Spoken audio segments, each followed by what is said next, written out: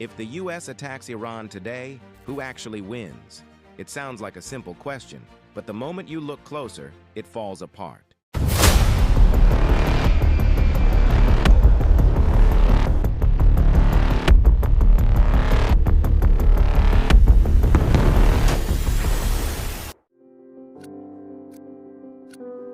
The U.S. aircraft carriers already in the region, stealth bombers on standby, missiles pre-programmed, and both Washington and Tehran warning that the next move could change everything.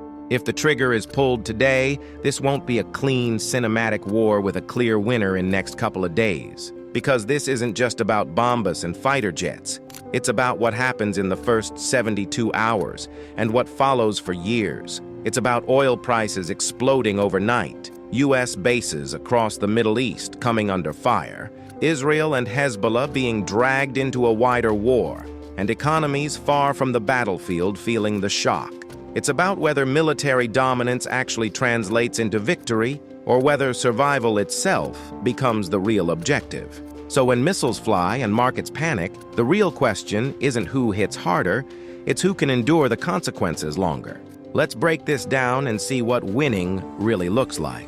The first 72 hours would decide the shape of everything that follows. If the order comes today, the opening scene wouldn't be loud speeches or dramatic warnings, it would be speed and precision. U.S. stealth bombers lifting off quietly, carrier-based jets already in position, and missiles flying before most people even realize the war has started. You have seen this playbook before. In June 2025, B-2 Spirit bombers flew 18-hour missions from the United States and dropped 30,000-pound bunker busters on Iran's hardened nuclear sites at Fordow, Natanz, and Esfahan. Those strikes caused severe damage, and experts believe the first wave today would look very similar. Stealth aircraft, long-range weapons, and a focused attempt to blind Iran's air defenses and hit high-value military targets fast. On paper, this is where the U.S. dominates. Iran's air force is outdated and outmatched. There's no dogfight scenario where Iran comes out on top, but that doesn't mean the first 72 hours are one-sided. Because Iran's response wouldn't be about planes, it would be about missiles. Iran has the largest missile arsenal in the Middle East, and they have already shown how destructive it can be. In the 12-day war with Israel in 2025, Iranian missiles killed dozens, injured thousands, and caused more than $1.5 billion in damage. If the U.S. strikes, Iran would likely hit back fast, targeting American bases across the region, naval assets in the Persian Gulf, and possibly U.S. allies as well. This is where a quick military win starts to feel unstable. While missiles are flying, another war is already underway, and most people won't notice it until prices start jumping overnight. This is the economic battlefield, and it moves slower, but it hits harder and wider than airstrikes ever could. Iran has been under crushing U.S. sanctions for years, and by late 2025, the damage was obvious. The Iranian rial had lost half its value in less than a year. Inflation had stayed above 30% for 5 straight years, and food prices were rising by more than 70%. The World Bank was already projecting Iran's economy to shrink through 2025 and 2026. In other words, Iran enters this conflict already wounded. But the shock doesn't stop at Iran's borders. If war breaks out, Tehran has one powerful economic weapon left, the Strait of Hormuz. About 20% of the world's traded oil passes through that narrow stretch of water every single day. Iran has repeatedly warned that it would shut it down or make it unsafe. Even the threat alone would send oil prices soaring within hours, not weeks. That spike would ripple everywhere. Fuel costs would surge. Inflation would flare up again in the US, Europe, and Asia. Countries that rely heavily on imported energy would feel immediate pain. Governments wouldn't be asking who's winning the war. They would be asking how long their economies can absorb the shock. The U.S. is more energy independent than it used to be, but it's not immune. Higher oil prices mean higher costs across the economy, and allies would be under enormous pressure to push Washington toward de-escalation. This is where military success starts colliding with economic reality. And as markets panic and allies hesitate, the conflict doesn't stay limited. it starts spreading outward, igniting a much wider regional fire. This is the moment where a US-Iran clash stops being a single war and turns into many wars at once.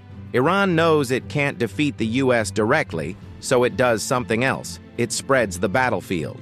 For decades, Iran has built what it calls the Axis of Resistance, a network of armed groups positioned across the Middle East.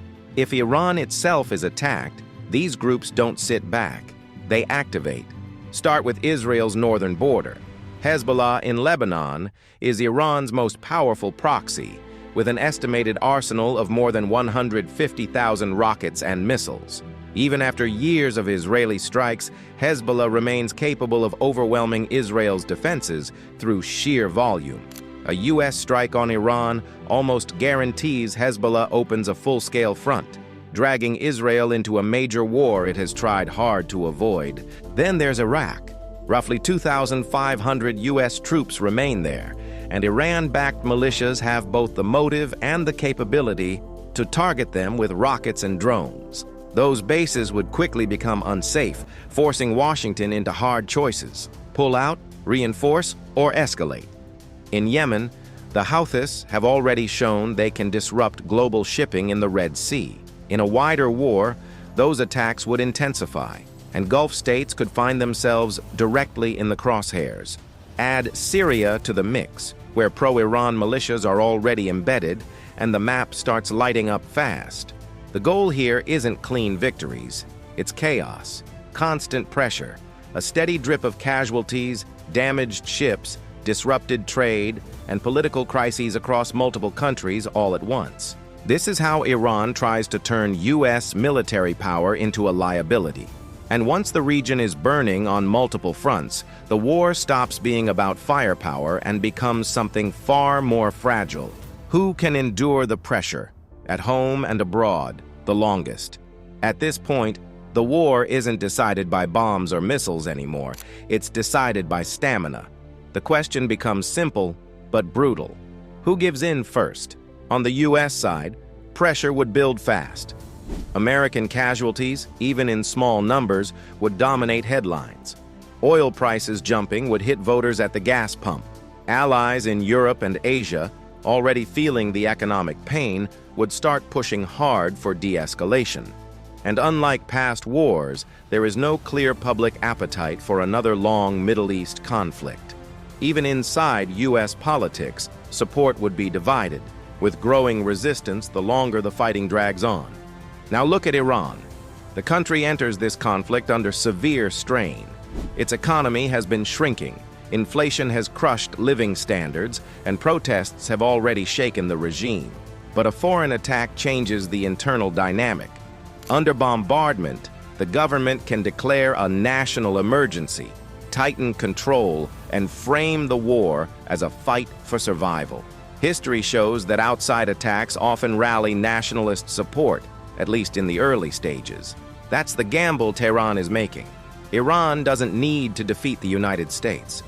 It only needs to survive, absorb punishment, and make the war so costly and unstable that Washington decides it's not worth continuing.